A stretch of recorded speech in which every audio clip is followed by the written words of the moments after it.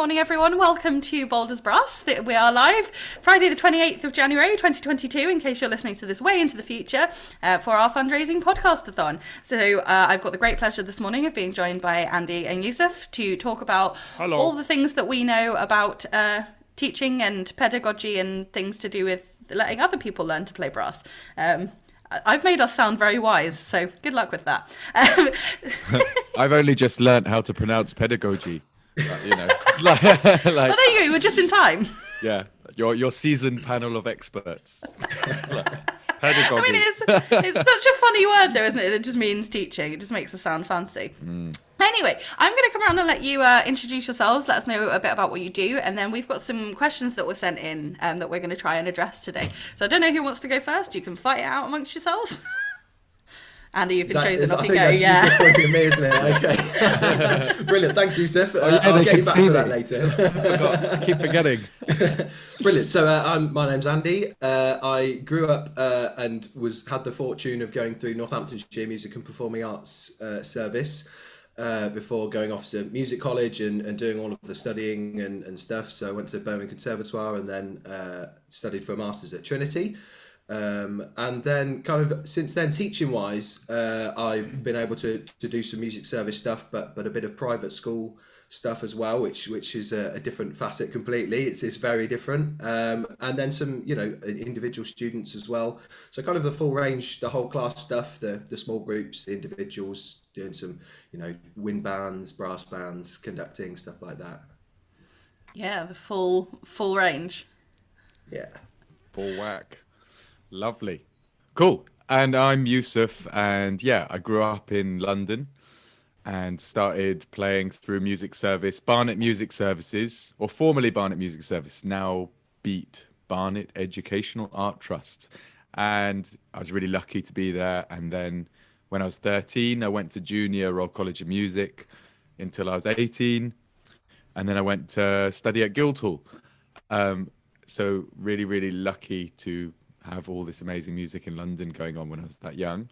And since then I've been doing all range of teaching as well. Mostly up until last year I was doing mostly one-to-one brass teaching, and then last year I started doing whole class early years, like academic music, so nursery to key stage 1, which I've been doing for 2 days a week, working for a company called Pelican Music, which are wicked, really, really, really great company. But I've been teaching one-to-one for them for ages, and now doing young people music classes, which is crazy, wild stuff. Yeah. I mean, it sounds like we've got quite a lot of overlap as well. So I know the idea of this podcast-a-thon isn't for me to keep telling people things about myself, but I may as well weigh in with what we've got that crosses over. So I also learned through my music service. So I mean, we're all grateful to the existence of music services, I'm sure. So mine was Cambridgeshire Instrumental Music. There was an A. Oh, if anyone can remind me later on what the A stands for, that would be awesome. But anyway, it was in Cambridgeshire. I stayed with them until I was about 14. My teacher through the music service was the freelancer Duncan Wilson. And when he decided to part ways with the music service, I then studied with him privately. Then I took my place at Trinity Lab Conservatoire of Music and Dance. Always rolls right off the tongue, that one, where I spent 4 years. And since then, I've been doing pretty much the whole gamut of what you've all been up to as well. I've done whole class brass, I've done individual brass, individual piano, small groups, big groups, class curricula, band conducting, ensemble directing, all those sorts of bits and bobs. So all the way through from my youngest students are 6, my oldest students are retired. I've got private teaching studio as well. So the full whack. So teaching's a wild ride. I'm sure we're all going to learn that this morning. If anyone is friends with me on Facebook, you're going to see that I've had a wild ride of teaching this week already. But we'll maybe come back to that later on. Teaching's real fun, and it's really weird. So we've been sent some really good questions, which I've got jotted down here, and I've sort of put them in the order of the things that I think were the most important for us to talk about whilst we're here this morning. So the first one that I thought was really interesting is, what do you think makes a good teacher, or more specifically, a good brass teacher? We all hope that we're one of those, right? But what makes a good one? Who wants to jump in first? Your turn this time, Yusuf, I think. Okay. So I was thinking, I mean, there's loads and loads of different things that apply to all different manners of teaching, but for to be honest, I can't really think of anything that's specific.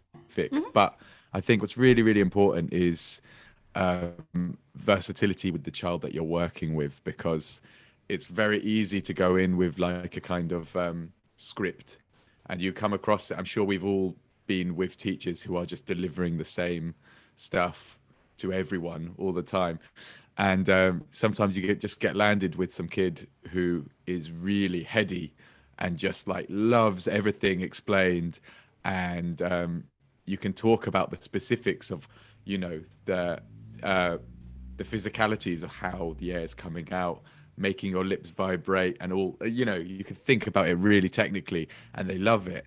And some kids are just like, you know, they just there's no point. You might as well just say, no, just breathe and blow, and they're like, oh yeah, okay. And you know, it's just being really able to work with who you're given, basically. But there's I mean, yeah, there's a first point. How about you, Andy? What do you think? I mean, I don't want this to become an echo chamber, but that was number one on my list as well before we go on, because I think we all know that we'll all know someone that can walk into a room, and even if it's not their first study instrument, they'll teach something and it will be amazing, and the students will get something out of it, and it will just be that wholesome musical experience, and that versatility I think is key, and for us as well as teachers, not just for the students. You know, if I go into school and I just teach the same thing all day, that's just no fun. And that's the opposite of what music and all the creative arts are supposed to be about. So definitely +1 on that. But then, so a big thing is subject knowledge for me, of course, as well, because you've got to know what you're teaching, and the experience that comes from you know, playing in lots of different genres. If you've had that experience, I'm really lucky to have done that, and I feel that really influences my teaching. So, because although I studied, you know, classically at the conservatoires, I've been fortunate to do a lot of jazz and stuff like that. So for me, adding things like improvisation in very early on and stuff is really key to then try and give my students that whole grounding of everything they possibly can at a very early age. Because I remember the first time I had to improvise, and it was, I mean, just, you know, heart pounding, because, you know, you're in your 20s, you finished college, you've done your classical training, and then it's like, right, go and make something up, and you're like, I've never done that before. If you give me any sheet of music, and I will absolutely feel comfortable, you know, thrashing my way through it. But yeah, so good subject knowledge, and not just on your instrument, but just on the whole thing about music, definitely. Yeah, one of mine is building confidence in your students and sharing your enthusiasm. It's really hard. Some days you've got like 10 hours back to back teaching. You're racing from one school to the other. In one school you've got whole class trumpets, in the next school you've got individual trombones. And in our job as well, we have to teach so many different instruments that I don't know about you, I have to carry around about 7,000 books with me every day, and that's fine, that's part of my job. But it's very easy to then go in and be like, oh, okay, here I am, just another day at the office, and actually they're turning up to be like, hey, look what I did this week, and like be excited to learn. And it could be very easy for us to just go in and be like, okay, it's just another kid, got to get that tick on the register, and then off we go again. And so I know we can't be switched on enthusiastic, like high octane all the time. Maybe some people can. I can't do that all the time. But what I try to make sure I'm doing is, you know, showing that I love what they're playing, I like what we're learning, you know, and trying to make sure that they feel good playing to me as well. You know, you get some of them come in, they're playing a brass instrument, but they're super shy.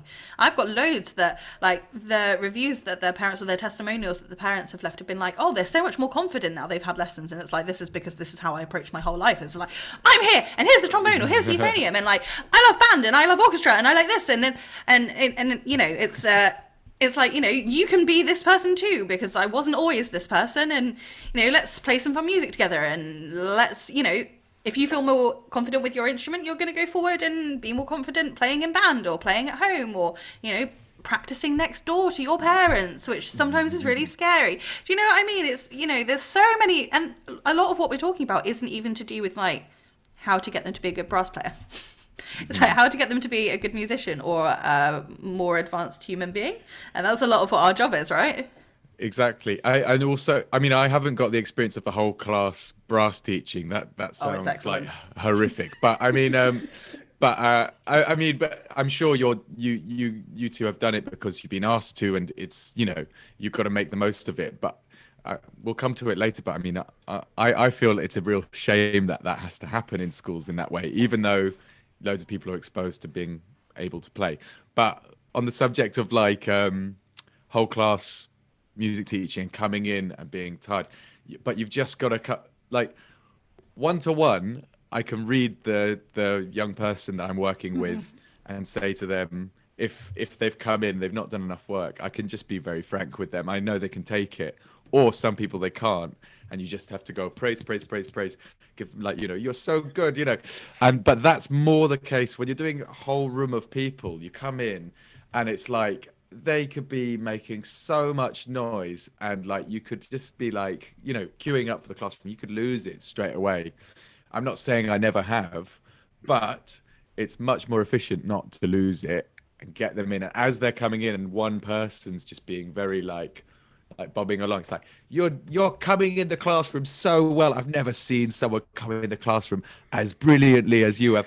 And then everyone's like, oh yeah, I want to be the best, you know. And it doesn't even matter because they're coming in one by one and they think they're doing well already. And then from then on, they're like, oh, if I do well, I get praise. And it's just like, I don't know, it just makes their day when there's a teacher. But also we have this unique thing as music teachers, rock star status, where like, you know, you are a rock star to them. You come in once a week and you're like, you know, not you, Andy, but you know, I'm like that as well. yeah. Like, you know, and so they want you to be impressed with them, and just like the hardest thing is making sure that you've really recognized everyone, if not in one session, but before the end of term, you've addressed each person directly in front of the class. Is just hard enough on its own. I think that's a really important skill of a teacher, because it's very easy to get stuck with just the naughty ones or just the really good ones, and then everyone else in between, it's like, actually it's more the naughty ones. You learn the naughty ones' names, don't you? Yeah. Always Yeah. first. They're Yeah, always the ones that always. stick Yeah. in first, definitely, and then the best ones, and then there's that middle row, isn't there? Like you say, of people that they're doing fine, and having a great time, but yeah, they get left behind, and it goes back to, I mean, we could probably spend the whole hour talking about pros and cons of whole class teaching, and I know that's not what we're on right now, but that it does link into the flexibility you were talking about, Yusuf, and that I believe in really strongly as well. If you've got a whole class in front of you, and like we said, some of them, they're really into like the technique of it, the science, what's, you know, sound waves and pitch, and if you start banging on about that for 5 minutes, there's a kid at the back who just wants to honk on his trumpet that you've lost then for the entire session. And it's finding that balance that is the real challenge in there. But like you say, everyone having the chance to learn an instrument in that class. I mean, I know it's not completely universal, but that is the aim of it. That's key as well, because how many times have we? I mean, I know I've picked up from a whole class situation. There's a child we've identified who would never have dreamed of having lessons before they had to go for a term at it, and then suddenly they become, you know, they're a superstar. They go on to play in all the county orchestras and stuff like that. Whereas if they just had the chance to like pay for lessons, and they probably maybe circumstances meant they couldn't do it, we might have missed them forever. Yeah. It makes me sad. Got like I mean, linking to another point for this question which we're still on, I think. Are we? Maybe. Which is what makes a good teacher. I mean, for another really important thing, is that you've got to be able to know when you've got to let go of the student, because you might not be the best person for them. And when we're talking about people who slip through the cracks and people who get on really good, my biggest ever fault as a teacher, one student I had once who like came along, and he was like, I want to play the French horn. I was like, oh, do you really want to play? You sure you don't want to play the trombone? He's like, no, I want to play the French horn. And this kid he screamed French horn, Everything about him was French horn. And he picked up the French horn he could play. And like, I went off and I tried to do my homework and learn more horn. And basically, I shouldn't have given it a go. This was my biggest failure ever as a teacher. I should have immediately just said to the parents, he's got the vibe. He can make a noise. And he didn't carry on after a term. And I think that this was early days. This was like my first term of being a music teacher. And I thought, oh my goodness, if I get kids like this all the time as enthusiastic, it's going to be easy. But I didn't know what I was doing, to be honest. This was, I was fresh out of college. Oh, I feel so bad about it when I think about it.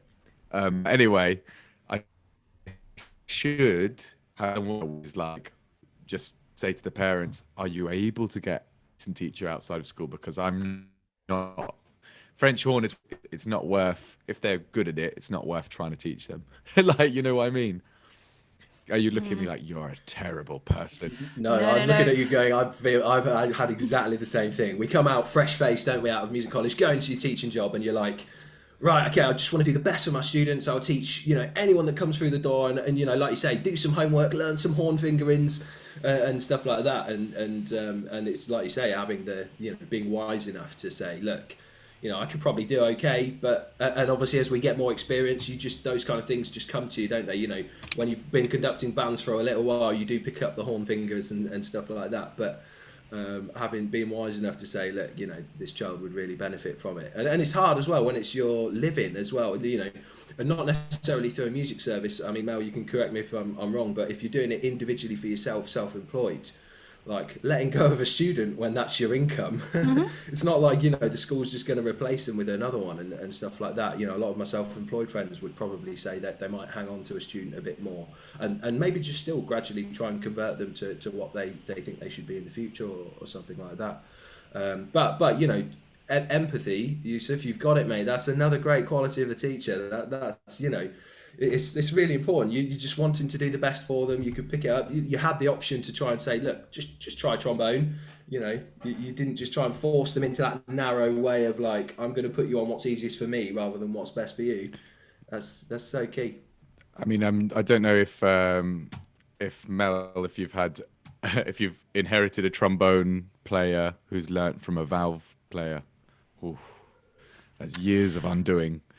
I have an even better one recently. Well, I've inherited one recently, and I've never seen this way of someone teaching before, where he's learned a very unusual system. Maybe I'll speak more about it offline, but we're doing a lot of correcting work, and it's the same thing though, isn't it? It's knowing that probably trombones, if you're not so sure about them, send them somewhere else. It's better than having a guess, because it's years of undoing it, and it can be the thing that causes them to have no confidence in themselves.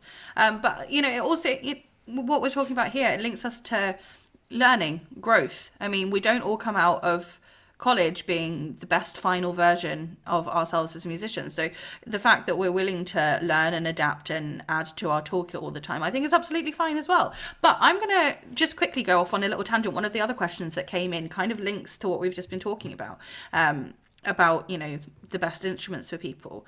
I've had extensive debates, normally with trumpet players, sorry trumpet players, but you have very strong opinions about things.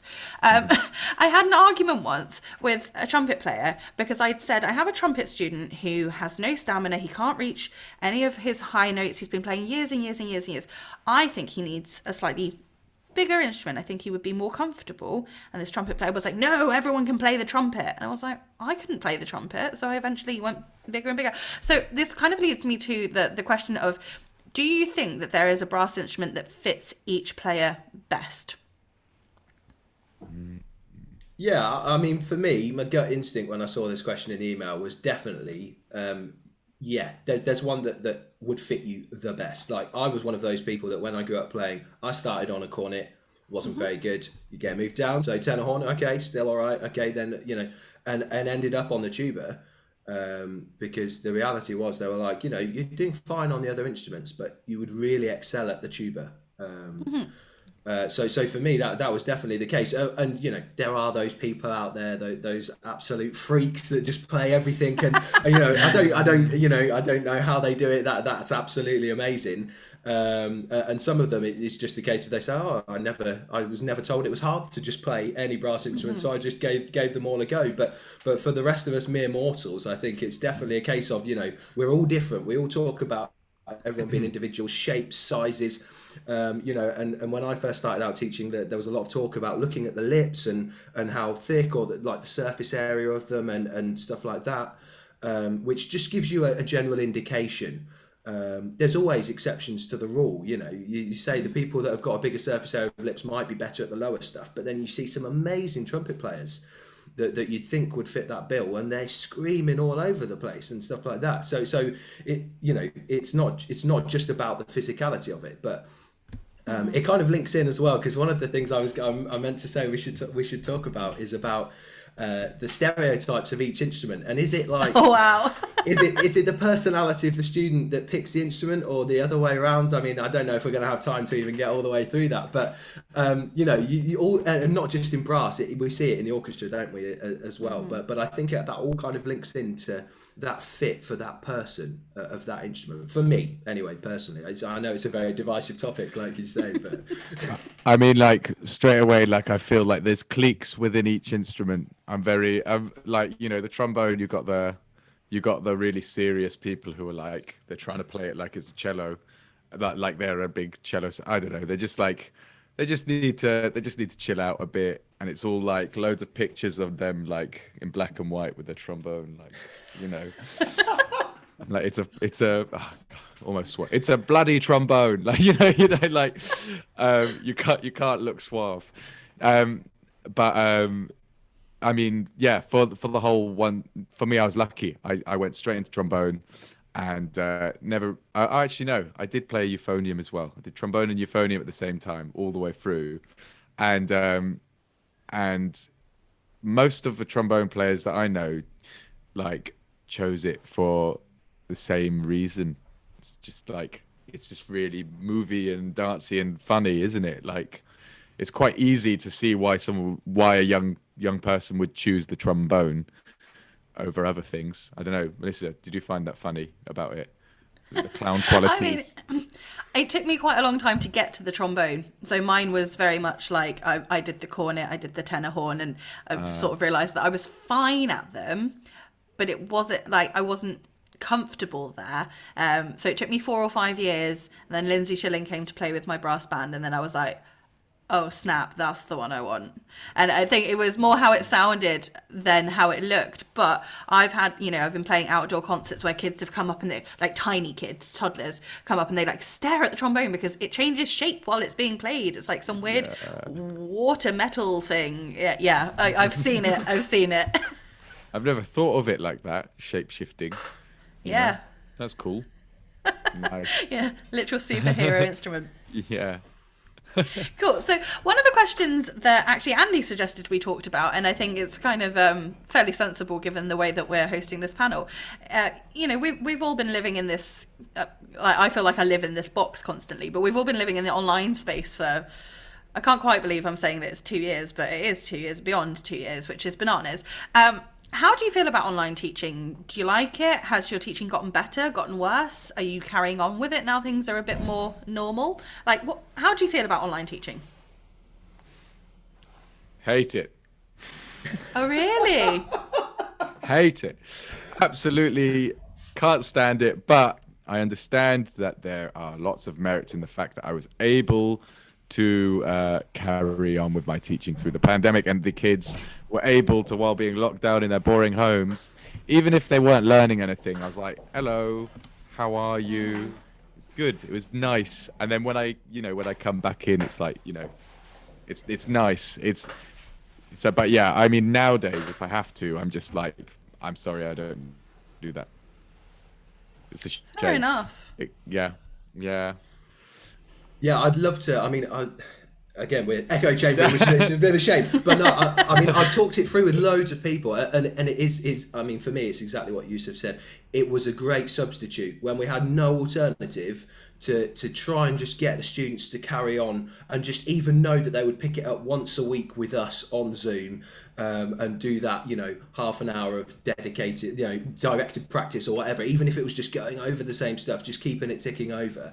It was absolutely vital, certainly for our music service as well. And we called them at first like keeping in touch sessions as well. We did a lot of like when the furlough stuff was going on, and we weren't allowed to work while we were doing it. We still did like voluntary stuff where the staff, if they wanted to, could just do, we called them keeping in touch sessions, because the well-being aspect was there as well. And we had a few parents say, it was the thing that kept them going during lockdown. They had to do school online and all of stuff like that, but knowing that they still had like a after school club or a fun, the fun thing that they do that's different from school was vital for them.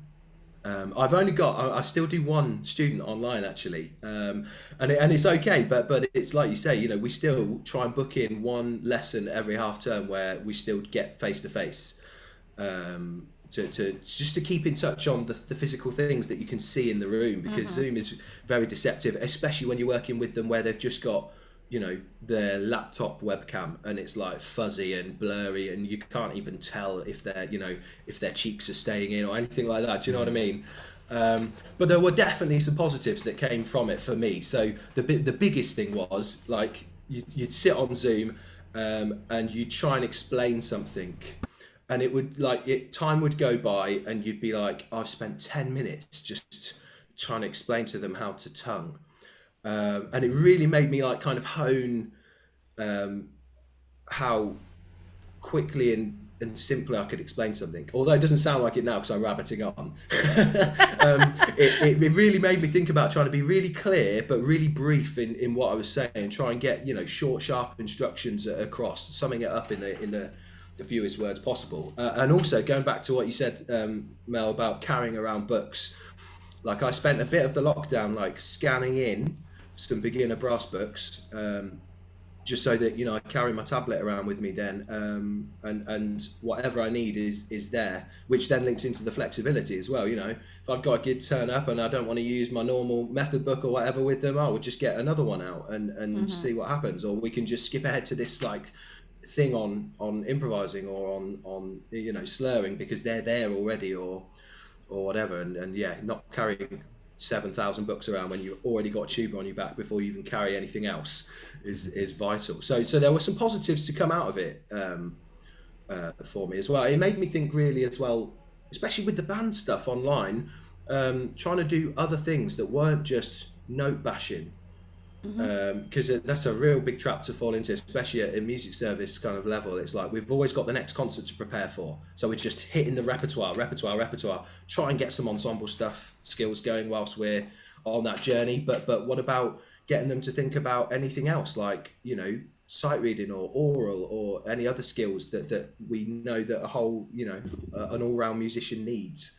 And so doing things like quizzes on music theory while we were on online and stuff like that, it really just made me open my horizons as a teacher, even though I try to avoid it now, like you say. But I'd love to hear from someone that's like, online is just as good, at least just as good. That I'd take that, if not better, because the only places kind of I'd heard of it happening before that is like in the far reaches of Scotland, where travel is difficult and the geography of it makes it almost impossible, and so they use it because they're dealing with a problem, rather than because it's the best thing. Or you've got I had some training with like an armed forces guy who delivers training to bands and school international schools around the world, and again it's just so he doesn't have to fly, and it's more to solve a problem rather than because it's better. But I'd be interested if there was anyone out there, if they came back and left a comment or something. It'd be great to have that chat. Yeah, see, I don't necessarily think it's better. I don't think it's a good substitute for in-person learning, but I've kept more students online, I think, than what we've heard so far. I think I've got 5 of my private students are still online, and I think the situation is different because 3 of them are adults and they live in Oxfordshire, where I lived before I moved, and we had a rapport as teacher and student. And as adults, I think a lot of them didn't feel like they wanted to start over and build that rapport with a new teacher. So for them, particularly, it works fine online because they're a bit more independent in their learning. So I can trust them in their practice. They do. Not, this makes me sound like I'm saying that all children are stupid. It's not. They generally understand what I'm saying with the first explanation. Their cognitive ability is just different, and we get what I'm saying anyway. And so I think for them it works okay. It's still not perfect. I'd love to be able to play something directly to them, or play it with them, or play duets with them. It's my favorite thing to do with my students is do stuff together, which obviously we can't do online. But I think in their particular case it works. And I have 2 children that I teach online who are the children of one of my former music teachers, and similar thing, they wanted to learn with me, and they got given the opportunity, the children got given the opportunity. You can have online lessons with Auntie Mel, that's what they call me, or you can have in-person lessons with a new teacher who could play with you all the time. And they said, actually, we want to learn with the teacher we know now. And they have the advantage, they live in the near to where my parents live, so sometimes when I visit I can book in a face-to-face lesson. It's like you said, it's occasional, but it's better than nothing, and we get that contact time when we do manage to fit that in. But yeah, I definitely don't think that it's better, and it was a lifesaver, because otherwise I'd have had no work, which was already enough of a problem for us in the last 2 years. Super. I've got a couple of other questions that I want to fit in, and I can see we've got about 20 minutes left on the clock. So I want to know what your funniest teaching stories are, because I think there are so many. I've got 2 that immediately spring to mind, and they're both from my first job, where I worked in Newham, because geographical proximity made sense. And represent. I'm in Newham. Yeah. I loved working in Newham. It was one of my favourite places that I've worked as like an environment. But my first teaching job then, I was teaching small groups of kids that had funded lessons, and so the lessons were always slightly wild, and they were quite good fun. But one kid sort of forgot how long a trombone was, and they were sitting opposite to me. And I was bending down to get something out of my bag. They went out to 6th position, and they hit me square in the middle of the forehead with the stopper on the end of their slide, and left me. I didn't get bruised or anything, but I had like a mark on my forehead for the rest of the day. And I'm never going to have forgotten that. And it was not intentional, which is why it's funny. My other one is, it's just, kids being funny, is we were talking about, where we were from. One of the kids has said, "Oh, I'm going to visit my family in Wales. I'm part Welsh." And I said, "Oh, well, I'm Greek." And one of them got really wide-eyed, and I was like, "Where's this going to go?" And he was like, "If you're Greek, do you know Zeus?" Amazing. Obviously, my answer was, "Yeah, of course, he's my uncle." And I think to this day, possibly they still think that. I didn't ever correct it, so I've left them with that for a long time. I didn't know you were Greek. Your name I'm very doesn't pale. seem- Well, you see, my first name is very Greek. I have my first name. Mum, you can comment on this and correct how I'm getting this wrong in the story. I Is know your mum she's here? watching. Hello. I don't know if she's on the live. I can't see that, but she'll definitely be watching this. You can correct me why I have this name and what it had to do with my christening. My first name is very Greek. Obviously, my last name is not. Thanks for that, Dad. I could have had a Greek name, Mum, if you'd kept your surname. Anyway, I am Greek, yes. A very small part. Greek Cypriot. Cool. Hang on, what was the question? We've gone so off piece. Funniest teaching stories. Oh, you know what? I actually was really struggling. I was like, I wish I had loads of funny anecdotes. And I said to my partner, I was like, what have I told you? Because she hears all of the funny stuff when I come home. So, and she was like, oh, and the only story, she was like, what about that time? So basically, it's normally she finds it funny when I'm just doing impressions of the terrible students, and I'll pick up my try, I'll play like that. Yeah, I mean, but that's not a story. But I had this amazing student who obviously shall not mention any names, but might have been the child of someone from a popular 90s band. Excellent. Beginning with N and ending with dubs. But I won't mention who. And ridiculous that the child even played the trombone. But it was just like, for a 10-year-old, the ability to like wind me up and be, but in the best way. It like they weren't being they weren't trying to be rude, but they'd say like, "How old are you?" And I'd be like, "No, no, no." And he's like, "Oh, what about 20s?" 20s. I was like, "Okay, I'm in my 20s." He's like, "Your hairline says otherwise." This kid, I was like, how does this kid even like know that that's gonna wind me up? Like, you know, because he heard it. He had all the playground insults that he was just like throwing off like at me. I was like, wow. I loved it though. It was fun. It was fun. It wasn't being disrespectful really, but it was good. Anyway, so that's not really a funny story, but being bullied by a child. Yeah. I think we've all been there, definitely. Yeah. Yeah, that kid's definitely calling it banter as well. Yeah, exactly.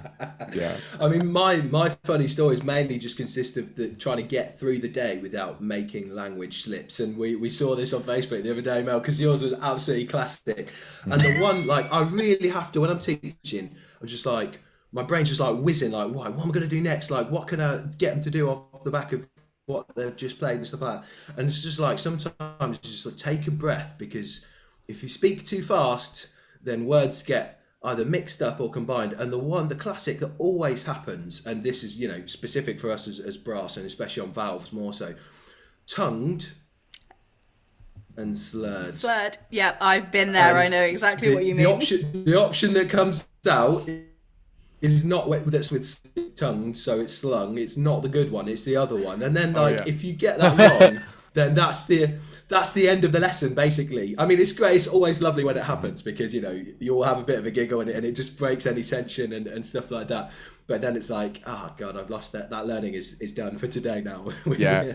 But when you do a proper corker of a swear word and it's like a really, really young child, it's like, and they're like, it's like, oh my God, I hope I don't repeat this. And it's like, they're probably going to go home and say it, but they're just like, you know, it's like, oh dear. But turd's all right. Did he say, was that the turd's fine? Yeah. It's when you're trying to tell them something fairly seriously though, and you're trying to explain the difference between something that's slung and turd, and it's like, oh, flipping heck. Yeah. And you realise you've said it, and you're like, should I draw attention to it because it's quite funny, or should I just breeze on past and pretend that hasn't just come out of my face as a product of my brain that doesn't work? So yeah, I've been there so many times. Turds are coming out of your face as a product of your brain? Quite often. I think this entire podcast proves that regularly. Like, fairly frequently. As exactly what's happening. Yeah, exactly. On that note, we're going to go to another question. I think it's probably safer. So the next one was sent in by a harp friend of mine. She was hoping to be on this panel. She's busy. She's a very busy lady. And I thought it was really interesting because I don't have a lot of experience in this area, and I'm curious if you do. And this was asking about our experiences teaching students with SEND requirements, and if you have any experience with that, and how you've approached it with brass, or if there's been any particularly useful training you've had in advancing your knowledge around this, because I know it's a big hole in my knowledge, and I think actually if I was asked to teach someone with a specific SEND issue, I maybe wouldn't feel as well equipped as I would like. And I'd like to learn, like we said earlier, you know, always adding to our toolkit. But what do you think? Have you had many experiences with children with SEND issues and brass and teaching them? How has that come up for you? I'm happy to go unless Andy has something that he's burning to say. I mean, I have things to say, but I'll happily let you go first. Don't worry, I'll say everything you were going to say, and you'll be like, not wanting to be an echo chamber, but let's hope it's different. All right, yeah, go for it. Disagree. Basically, I just think that so I haven't had any particular training with working with children or young people with SEND issues. However, I do know that from experience, the best thing to do, because as with all kinds of SEND issues, every person is very, very different in their experience of it. And if it's a real issue, hang on, can you hear me? Is it gone weird? No, oh, sorry. If it's a real serious issue that is like going to be affecting the way you're going to teach them, it's very easy to go and speak to their helper or their classroom assistant and say, this young person there's there's a mark on the register, or often they don't even tell the music educators. They're not allowed to. So if you suspect something, you have to go to the classroom teacher and say, "Hi, I'm the music teacher. What's the issue here? What's with this child?" And then they'll tell you how to interact with the child, what they like, what to do if maybe there's someone who might be prone to playing up, or like having a bit of a moment where they're going to be hampering the learning of other people. In the context of whole class learning, I think the main thing is you're making sure that if there is a child who isn't going to be learning at the same speed as everyone, that you're recognizing them, but you're not letting them slow down or affect the learning of anyone else in the class, because then it starts to become a real issue, like behaviorally. But I don't know. But other than that, I haven't had any training, but maybe I should have. Yeah, so I mean, definitely. Also, not had much specific training. We're lucky at our music service. We've got a couple of SEND specialists that go to the schools, deliver like music workshop type sessions and stuff like that. And so they've spoken a little bit at our insets and stuff like that. So chatting with specialists is kind of the best training I could say I've had, and then coupled with just the experience of doing it. I think if we take a lot of the qualities we talked about of being a good teacher, they fit, they really do. So empathy, the flexibility, I remember like Yusuf saying about schools don't always tell you or can't always tell you. I was teaching in a primary school where I send the current student to get the next student and so on and so forth, and so next one on the register, it was the first week back after September. This child comes along, and very quickly it was easy to recognise there was something going on that couldn't quite put my finger on, but and then it's just right, okay, that's fine. Let's pace it for what they need. And I'm very lucky as well. My other half does quite a lot of SEND work, and she's probably a bit of a specialist in that field. And I don't want to be one of those people that's like, because I know someone that does it, it makes me an expert. But I mean, that they're the things, like when I've talked about teaching SEND pupils with her, that's she's always like, just they talk about child-led learning, where you kind of go where they need to go, and I think again that goes back to our good qualities of our teachers. They don't all have to do grades 1 to 8, diploma, music college, whatever. It's sometimes just building confidence, the other softer skills. And I like to think of it as a journey where, it's just the aim at the end of the journey is just to have a love of music, enjoy music, maybe get some skills along the way. But how we take that journey is very, very different. For some, it could be every single bit of technique along the way. For some, they might skip through bits and go off on tangents. So I remember being dropped into a whole class. I mean, when we're talking a whole class in SEND, we're not talking 30, but it was still quite large. It was still like 15 children and varying needs, because we're not just necessarily talking about anything mental. It could be physical. It can be all sorts. And being dropped into a school and saying, there you go and do a whole class project in there. And it was kind of like, right, okay, what can I do? I took in a load of tenor horns, so just middle of the road, pitch wise and stuff like that, because sometimes the facial muscles aren't quite there to do trumpet and stuff like that. And then just adapt it as you go along. I had one child, they had a helper hold it for them because they weren't physically capable of holding it, but they could buzz like a trooper. It was absolutely fantastic. And other people's, they just got it. It just, light bulb moment, and they were just racing off. And we ended up doing they made up their own piece and stuff like that by the end of the session. So for me, I mean, just staying flexible and adapting your expectations. And we're not talking about lowering, because, that's not the thing, but adapting it. What we all know, different students have different outcomes that look like progress. And for some, it's just, they can now they're getting a bit of a consistent buzz. They can play a C consistently. And for some of them, it's like, right, unless they're in grade 5 by 2 years' time, that they're not done as well as they can. So just adapting your expectations to what you've got in front of you as well, and follow them, because they're often so creative. The thing that I find SEND students generally have, I mean, it's awful to generalize, but it's about expressing what's going on inside a lot of the time, in my experience. And so just follow them and let them show you, rather than trying to get them to express it. Yeah, I totally, yeah. I think that in the context of like whole class music stuff, when you've got if you're doing like nursery age, like 3-4-year-olds, often people, SEND students in that environment might even quite commonly be nonverbal. There'll be someone who just either isn't going to develop verbal skills for a long time, or just is at that cusp of like not being able to, especially post-pandemic when they haven't been in that environment.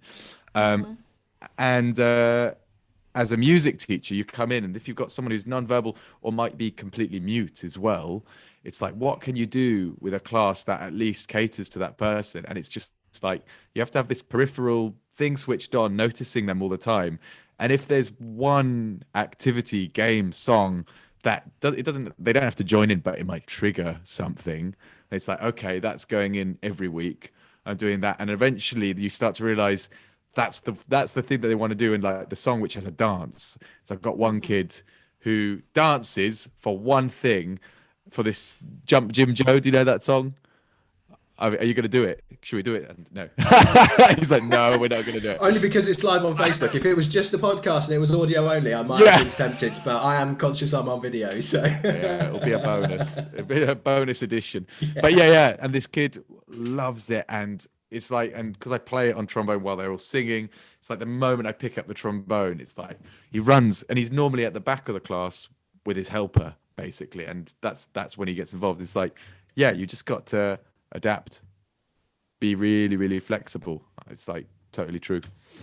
Yeah, hearing about this reminded me of a student I taught a couple of years ago. He'd had a stroke, and so his movement in his limbs was sort of affected, but his buzzing skills was absolutely fine, and he was really drawn to the trombone, but his right hand had more, or his right arm had more movement than his left arm. And so they were like, is he going to be able to play the trombone? Like, it's a P-bone. We set it around the other way.